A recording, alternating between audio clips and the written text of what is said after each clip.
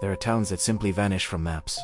Towns that exist only in memories whispered late at night. And then, there are towns like Carmichael, where reality itself seems to fray at the edges. It was on the cold brink of winter when Lucas Reed received the letter. There was no stamp, no return address. Just his name, scrawled across thick, expensive paper. The handwriting was faint, yet somehow achingly familiar. "Come back before the light fades," it read. "Do not ignore it." M. Lucas hadn't set foot in Carmichael for over a decade. Not since his brother, Samuel, disappeared into the mist-rooted forest. Not since his parents packed up their lives and fled, leaving behind a house full of ghosts. Not since the fire had devoured the old lighthouse on the cliff, a blaze that painted the night sky orange and left a scar on the town's soul. But the letter, it pulled at him like an invisible tide, a force he felt powerless to resist. He packed a single bag, his heart a cold knot in his chest, and drove north, back to the town that had stolen everything from him. Carmichael was smaller than Lucas remembered, as if the surrounding wilderness was slowly reclaiming it. The streets felt narrower, hemmed in by ancient trees that leaned over the road, their branches interlaced, blocking out the sun. The fog was a constant presence, a thick, damp blanket that clung to everything and muffled every sound. Most of the shops on Main Street were shuttered, their windows layered with years of dust and grime, their signs faded and cracked. He felt the first prickle of unease almost immediately. No one greeted him, not a single nod, not a passing glance. The few people he saw on the sidewalks moved with a strange, listless purpose. Their eyes would linger on him for a moment too long, a flash of something unreadable in their depths, before they would turn away and vanish back into the oppressive quiet. The silence was the worst part. It wasn't empty. It was heavy, watchful. As he walked past the old town square, a voice whispered his name, Lucas Reed.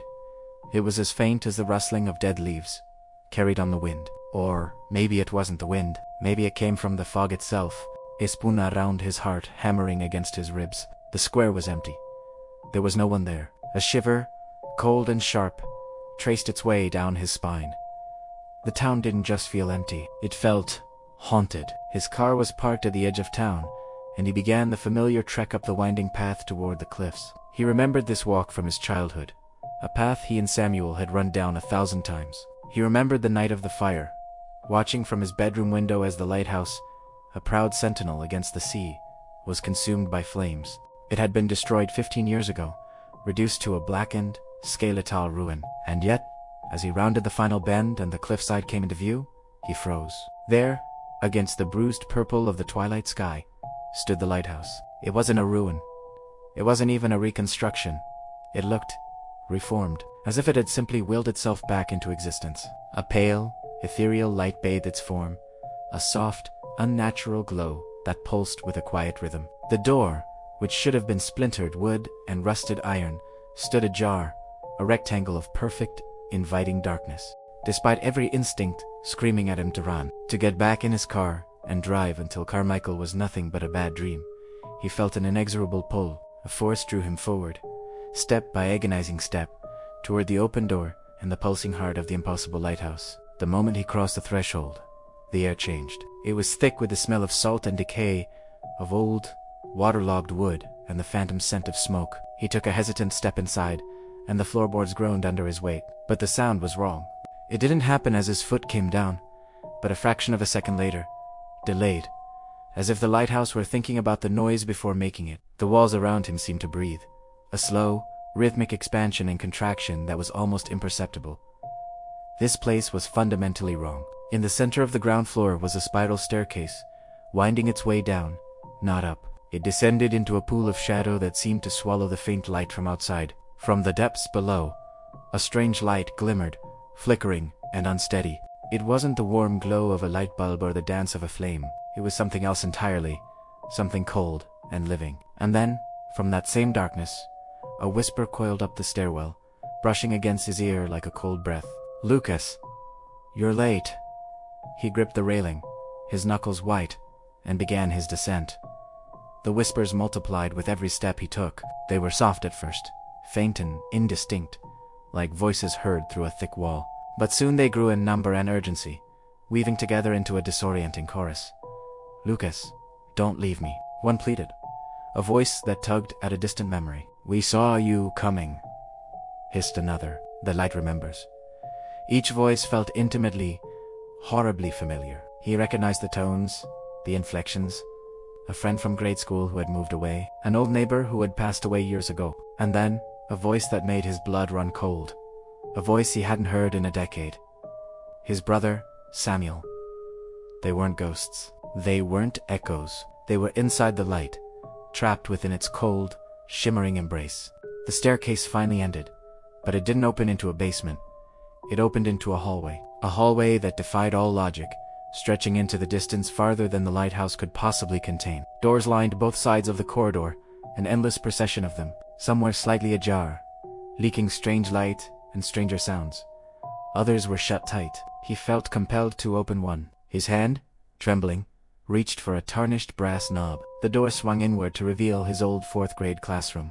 Everything was there. The dusty desks arranged in neat rows, the faded posters on the wall, the chalkboards, covered in complex equations he had never learned, swirling and rewriting themselves before his eyes. He slammed the door shut and stumbled to the next one. He opened it, and his breath caught in his throat. It was his childhood bedroom. Everything was exactly as he had left it on the day Samuel vanished. His unmade bed, the model spaceship on his nightstand, the poster of his favorite band on the wall. He saw his reflection in the dresser mirror, but then the image wavered. It wasn't him. It was a figure, tall and distorted, its features shifting and indistinct. It leaned close, its form little more than shadow, and whispered directly in his ear, "Come closer." In that moment of pure terror, Lucas finally understood. The lighthouse wasn't just a building. It was alive, not with breathing walls or a beating heart, but with a cold, predatory consciousness. It didn't kill. It consumed. It ate memories, it digested souls, and it stored them, preserving them forever in its endless, impossible architecture. The mysterious letter, the whispers on the wind, the visions of his past, they were all bait. Intricately crafted lures to draw him back. The light had taken his brother, and now it wanted him to. He turned and fled back toward the staircase, but the hallway seemed to stretch, the stairs receding into the distance. The spiral staircase itself had become a trap. He tried to count the steps as he climbed 1, 2, 3. He reached 100, then 101, and then the count reset. 1. Each time he completed a circuit, the hallways changed. Family photos now lined the walls, but they were wrong. Pictures of him, older, younger, some with Samuel smiling by his side, others where his brother's face was a vacant, frowning mask. Some rooms he passed were pristine, others looked as if they had been ravaged by fire. The air grew heavier, thicker, pressing in on him. He could hear his own heartbeat, but it was slowing, growing fainter, echoing through the lighthouse walls as if it belonged to the structure, not to him. Whispers now came from the walls themselves. Do not forget, from the mirrors. You are already here. Every surface seemed to repeat his name. Every shadow shifted with unnatural speed just at the edge of his vision. And then he heard it again. No longer a whisper, but a clear, resonant voice that spoke with the weight of a multitude. We've been waiting. Then, a figure solidified from the shimmering light before him. It was Samuel. But it wasn't the brother he remembered. His limbs were elongated, his skin was a pale, translucent white, and his eyes were voids of pure black. When he spoke, his voice was a chilling harmony of dozens of others, layered one on top of the other. The lighthouse doesn't kill, Lucas Emile whispered. It remembers. And it wants to keep you. It needs a keeper. The whispers around him became coherent, a rising tide of sound. Hundreds, thousands of voices, all speaking as one. Friends, neighbors, strangers, generations of people lured into Carmichael and consumed by the light. It needed someone to understand its purpose, to help it preserve the memories it collected. It needed Lucas. Panic gave him a final burst of strength. He tried to run, to find an exit, but doors only led to more doors. Windows reflected infinite, identical hallways. Stairs circled back into themselves, an endless, looping nightmare. The pale light followed him, no longer soft, but bright and overwhelming, pressing in on him. It whispered every memory he ever had, every secret shame, every deep-seated regret. We remember you, Lucas. You belong here, he screamed, but the sound was swallowed by the light, his voice absorbed into the chorus. He reached for a wall, and his hand passed right through it, becoming translucent light. The lighthouse pulsed, a triumphant, hungry beat.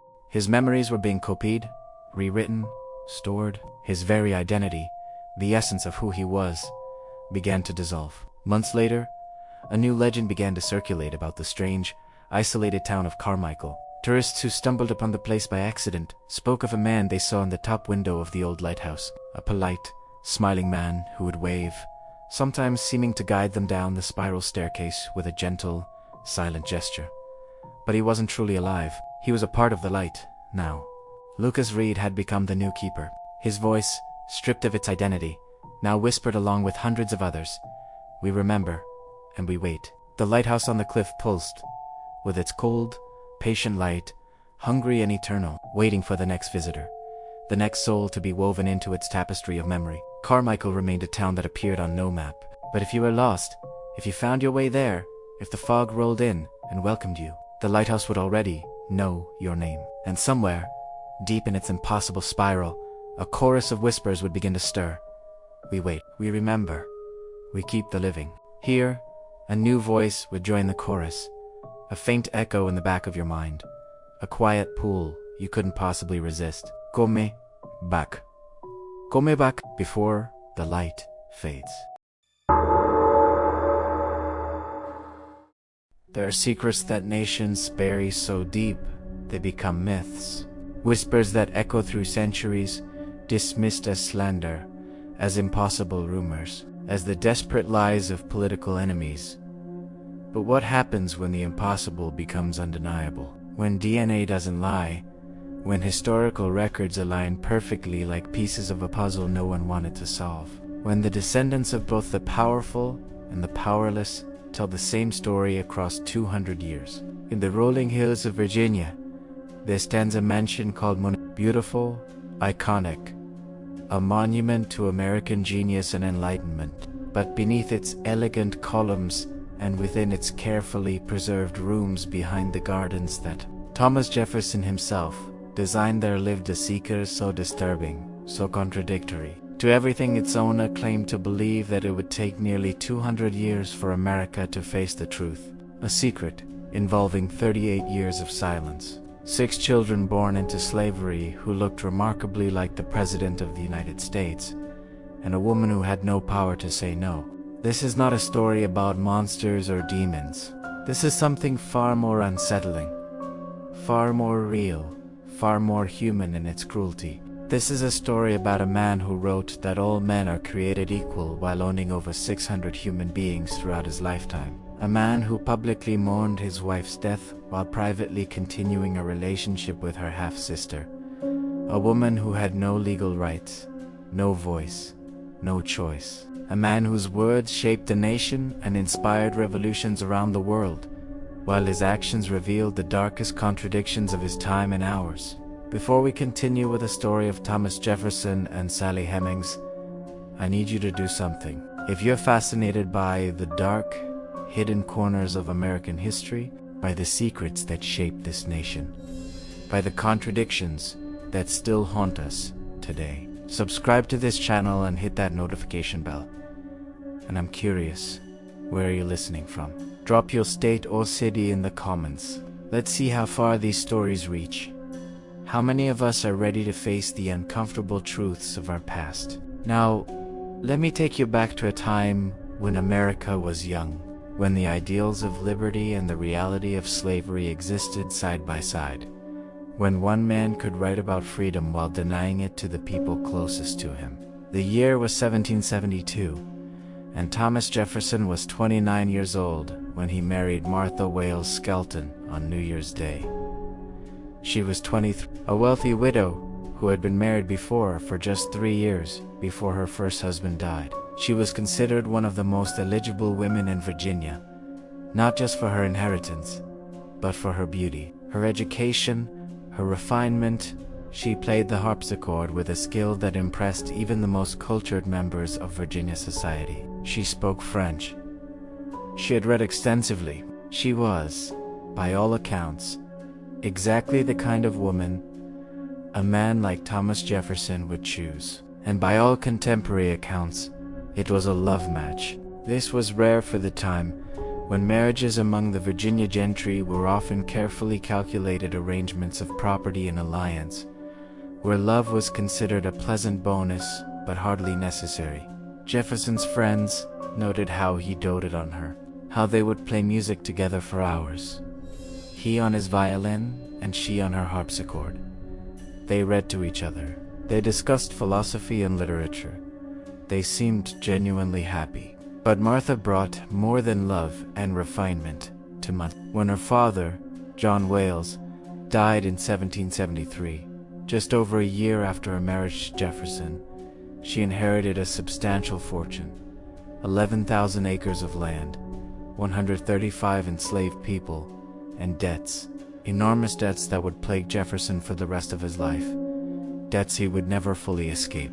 Among those 135 enslaved people was a family called the Hemmings. They were what was known in Virginia as bright mulattoes, people of mixed African and European ancestry whose skin was light enough that they could sometimes pass for white. The matriarch of the family was Elizabeth Hemmings, a woman who had been born into slavery around 1735.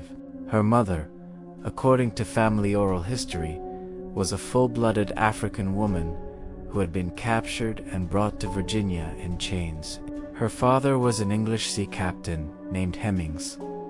Elizabeth Hemmings had 12 children. 6 of them, including a girl named Sally, were fathered by John Wales himself, Martha Jefferson's father, which meant that Sally Hemmings, who came to Monticello as part of Martha's inheritance, was Martha's half-sister.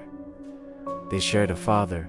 They had grown up in the same household, though in vastly different circumstances. Martha in the main house, learning to play the harpsichord and speak French. Sally in the slave quarters, learning to serve and obey. Sally was 11 years old when she arrived at Monticello in 1773. Virginia in the 1770s was a place of stark and brutal contradictions. In the drawing rooms of plantation houses like Monticello, wealthy men in powdered wigs debated natural rights and the tyranny of kings. They read John Locke and discussed the social contract. They talked about liberty and the inherent dignity of man. And then they walked out of those drawing rooms and gave orders to human beings. They owned people who could be bought and sold and bred like livestock. People who had no legal rights whatsoever. The law was clear and absolute, particic turbentrem. The child follows the condition of the mother.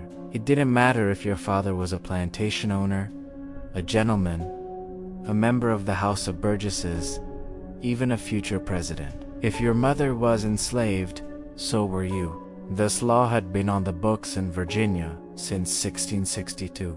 Specifically designed to ensure that the children of enslaved women remained enslaved, even when those children were fathered by white men, even when those children were the master's own sons and daughters. This legal principle meant that John Wales could father 6 children with Elizabeth Hemmings and never acknowledge them as his own, never give them his name, never free them. They were his property, his daughters, yes, but also his property. And when he died, they became his legitimate daughter, Martha's property, which meant they became Thomas Jefferson's property. Think about what this meant for Martha Jefferson. She inherited her own half-siblings as slaves. She gave orders to her father's children by another woman, and she knew she had to know. Everyone in Virginia society knew how these things worked. It was an open secret. Something that was understood but never discussed in polite company. Thomas and Martha Jefferson's marriage was, by all contemporary accounts, deeply happy, despite the financial pressures and the moral contradictions that surrounded them. They had 6 children together over the course of 10 years. A daughter named Martha, called Patsy, born in 1772. A son named Jane, who died at age 1. A son who lived only a few weeks and was never named. A daughter named Mary, called Polly, born in 1778. Another daughter named Lucy Elizabeth, who died at age 4 months. And another daughter, also named Lucy Elizabeth, born in 1782. But each pregnancy took a toll on Martha's health. She had never been robust. The repeated pregnancies, the births, the nursing, the grief of losing children, all of it weakened her progressively. By 1782, after the birth of her sixth child, it was clear that she was dying. The months of Martha's final illness were agonizing. Thomas Jefferson rarely left her bedside. Their daughter Patsy, who was 10 years old, later wrote that her father nursed her mother with a devotion so unremitting that even the servants were moved. He would sit with her for hours, holding her hand, reading to her, trying to comfort her as she grew weaker and weaker. In the slave quarters of Monticello, Sally Hemings was 20 years old. She worked in the main house, not in the fields. The Hemings family held privileged positions among the enslaved population at Monticello. Sally's older brothers, James and Robert, were being trained as artisans. James was learning to be a chef.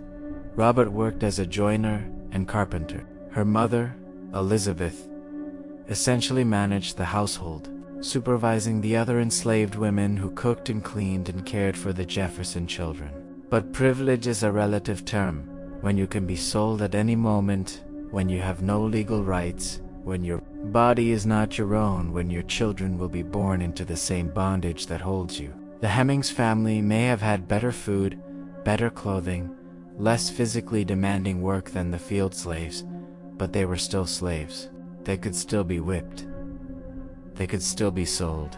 They still had no legal recourse, no protection, no freedom. September 6, 1782. Martha Jefferson died at the age of 33, just 4 months after giving birth to her sixth child. The birth had devastated her already fragile health. 4 weeks, she had lingered between life and death, growing weaker each day, while Thomas sat beside her bed and watched helplessly as the woman he loved slipped away. According to their daughter Patsy, who was present during her mother's final hours, Martha made Thomas promise something before she died. The exact words were never recorded, but the family understood the meaning. Thomas Jefferson was never to remarry. The house did not always know how to listen. When it first rose on El Dorado, it was empty, in the purest sense, walls without memory, floors without footsteps, rooms without breath. It existed, but it did not observe, not yet. That changed the night Edwin Caldwell crossed its threshold, carrying his dying wife in his arms. He begged the house without realizing he was doing so. "Please," he whispered into the dark hallway, his voice cracking with desperation. "Just let her rest." The house listened. It tasted the sorrow in his plea, and in that moment, it learned its first human sound, a name. And once it learned how to listen, it never forgot again. Ethan Caldwell returned to Briar Hollow on a gray morning when the fog sat low enough to scrape the tops of parked cars. The town looked cleaner than he remembered it, almost sanitized. New storefronts gleamed. Fresh paint covered the old clapboard buildings. People on the sidewalks were smiling, but something underneath it all felt rehearsed, artificial. It was as if Briar Hollow were a stage set, and everyone living there had memorized their lines a little too well. They were playing the part of a quaint, happy town. At the train station, no one met his eyes. People scurried past, their gazes fixed on the ground, on their phones, anywhere but on him. Later, at a small cafe, the barista's hand shook when she read his last name off his credit card. "Caldwell?" she asked, her voice barely a whisper. "Yes," Ethan replied, trying to offer a friendly smile. She hesitated, her eyes wide with something he couldn't quite place. Fear, pity. She just handed him his coffee without another word. As he walked away, he noticed she never wrote his name on the cup. It was a small thing, but it felt deliberate, a refusal to acknowledge him. Ethan saw the house before he even reached the end of the street. 17 El Dorado. It stood slightly apart from the others, casting a long shadow over the manicured lawns of its neighbors. It wasn't abandoned, not really, but it wasn't occupied either. It was simply waiting. Its windows reflected the gray sky at odd angles, as though they were not aligned with the rest of the world. The paint on the siding peeled in long strips, but it never completely fell away. The porch sagged in the middle, but it never collapsed. The house had learned how to remain, how to endure. As he stared at it, Ethan felt a sudden, strange pressure behind his eyes. A memory without an image, a distinct feeling of being expected. Of coming home to a place he'd never known. The realtor placed the key in Ethan's palm. It was an old, ornate skeleton key, and it was heavier than it should have been, cold and solid. "I don't remember my mother ever mentioning this place," Ethan said, turning the key over in his hand. The realtor, a woman with a strained smile, pointedly avoided his gaze, focusing instead on a spot over his shoulder. "Most people don't mention it," she said, her voice low and flat. "Why?" Ethan pressed, a prickle of unease running down his spine. She finally looked at him, Edelise, dark. "Because once you do," she said quietly, "it starts paying attention again." Ethan let out a short, nervous laugh, trying to dismiss her strange warning. He would come to regret that. The heavy front door opened inward with a low groan. Immediately, Ethan knew something was wrong. The air inside was still and thick, smelling of dust and something floral, like dried lavender. But it was the space itself that was unsettling. The hallway stretched farther than the exterior dimensions of the house should have allowed. The ceiling was a fraction too tall, creating a subtle but deeply unnerving distortion. The corners of the room didn't meet at clean right angles. They seemed to curve slightly, as if the house had only learned how to approximate reality, not replicate it perfectly. He took a step inside, and the floorboards creaked in response but a half a second too late. The sound was disconnected from the action, as if it needed permission from the house before it could exist. He walked deeper inside, his footsteps echoing with that same strange delay. The walls were covered in framed photographs, hundreds of them. They were a bizarre collection spanning decades. Families in sepia tones, smiling stiffly for the camera. Young couples holding hands on the porch swing. Children squinting into the bright sun, standing on the front lawn. They were all different people, from different eras, but they all had one thing in common. Every single photograph was taken in front of this house. Ethan leaned closer to one, a picture of a family from what looked like the 1950s. And that's when he saw it. In the reflection of a window, a subtle detail he almost missed. There was another figure, a shadow in the doorway, Washington. He quickly scanned the other photos. It was there, in nearly every single one. Sometimes a faint shape in a window, other times a dark form in the background. Shadows. Always there. Always watching. A deep, unnatural exhaustion washed over Ethan. He had intended to just take a quick look around and then head to a hotel. But the house didn't seem to allow for urgency. His limbs felt heavy, weighted down. His thoughts slowed to a crawl, the sharp edges of his anxiety softening into a dull, placid calm. The very air itself seemed warm, lulling, almost maternal. It was a comforting feeling, but a deeply wrong one. He found a guest bedroom upstairs. The bed was already made. The sheets were crisp and clean, smelling faintly of lavender and dust. It was as if he'd been expected. Too tired to fight it, he lay down. As he drifted off to sleep, he had the distinct sensation that the house was studying him, learning the rhythm of his breath, the shape of his dreams. He dreamed of hallways that rearranged themselves, shifting and twisting like a living thing. Doors appeared where there were none, and when he opened them, they revealed rooms from his childhood. He saw his mother's kitchen, but it was aged, decayed, the wallpaper peeling, and the counters covered in a thick layer of grime. He saw his father's study, but the books on the shelves were crumbling to dust. It was all wrong. Then, a voice whispered his name. It wasn't his mother's voice. It wasn't anyone human. It was a dry, rustling sound, like old paper. It spoke with an ancient, unnerving patience. "You came back," it said. When Ethan woke, the morning light was streaming through the dusty window pane.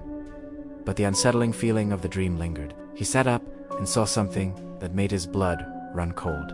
His childhood blanket, a faded blue quilt he hadn't seen in 20 years, was folded neatly at the foot of the bed. On the nightstand, there was a framed school photo of himself as a young boy, a photo he knew was packed away in a box in his apartment hundreds of miles away. His heart hammered in his chest. He grabbed his phone. There was a new voicemail. It was from his mother. The timestamp was from 3 hours earlier. His mother had been dead for 5 years. With a trembling hand, he pressed play. "Ethan," her voice said, gentle and loving, the sound of it a punch to his gut. "If you're hearing this, it means the house is already talking to you." The recording abruptly cut off. He tried to play it again, but it was gone. The voicemail had deleted itself. He had to get out. He fled the house and confronted the first person he saw. a neighbor who was meticulously watering his roses. "Why does everyone here act like I shouldn't be here?" Isan demanded, his voice tight with panic. The man's friendly face drained of all color. He dropped his watering can, splashing water onto his shoes. "You're not supposed to come back," the man stammered, his eyes darting toward the house. "Not after the house chooses." "Chooses what?" Ethan asked, stepping closer. The man flinched back. "Who stays?" Frantic Francis. Ethan went to the town library. He started searching through the public records, desperate to find anything about the house on Elder Row. What he found was more disturbing than what he didn't. Entire decades of records were missing. There were stacks of birth certificates with no corresponding death records. Property transfer documents for 17 Elder Row with no signatures, just blank lines. He started tracing the names from the documents he could find. Every missing person, every name that just seemed to vanish from the town's history, could be traced back to one single address. 17 Elder Row. That night, back in the house, he saw it. A door that had not been there that morning. It was in the main hallway. A narrow, dark, wooden door set into the wall where only floral wallpaper had been before. It was carved with shallow, swirling grooves that looked almost like writing, a language he couldn't comprehend. Hesitantly, he reached for the handle. It was warm to the touch, as if there were a fire on the other side. Terno Italiano. The door swung open onto a set of steep, dark stairs. The stairs descended far deeper than a normal basement should. The air grew cold and damp. At the bottom was a single, vast room, filled with stolen lives. There was furniture from dozens of different homes, from different eras, all arranged in neat, respectful displays. Clothing was carefully preserved on mannequins. Personal items, children's toys, diaries, musical instruments were laid out with an almost religious reverence, and on every wall there were mirrors. Hundreds of them, of all shapes and sizes. Each one reflected a different person. A man in a suit, a woman in a wedding dress, a small child holding a teddy bear. They stood perfectly still, their eyes vacant. None of them moved. They were trapped. In a dusty corner, on a small writing desk, Ethan found a leather-bound journal. His mother's journal. He flipped to the final entry, his hands shaking. Her familiar handwriting filled the page. "The house does not kill us," she wrote. "It remembers us. It preserves us. And once it remembers you completely, there is nowhere else to go. There is only the house in that moment." Everything clicked into place. The house wasn't a place, it was a mind. A vast, patient consciousness built from stolen memories, stolen lives. It didn't haunt, it collected. It consumed identity the way other living things consume food. It needed caretakers, witnesses, anchors to the real world to keep it grounded. It needed new memories to survive. Ethan looked up from the journal and into the largest mirror in the center of the room. He saw his own reflection, pale and terrified. Then, his reflection stepped forward, separating from the glass. It moved with a grace that Ethan himself did not possess. "You are the last Caldwell," the reflection said, its voice a perfect mimicry of his own, but cold, without emotion. "That makes you valuable." "What happens to me?" Ethan whispered, unable to look away. The reflection smiled, a slow, chilling curve of the lips. "You stay," it said, "so we don't forget." Ethan tried to scream, but the house absorbed the sound, swallowing it whole. The walls of the basement seemed to lean inward, pressing in on him. The faces in the hundreds of mirrors darkened, their eyes turning towards him. His own memories began to flicker and replay in his mind's eye. But they weren't for him anymore. They were for the house. His first day of school, his first kiss, the last time he saw his mother. Each moment was being copied, stored, preserved. He was being remembered. Completely. Years later, a young couple toured 17 Elder Row. The realtor's smile was a little too bright. "It feels so warm," the woman said, clutching her husband's arm as they stood in the entryway. "Like it's happy to see us."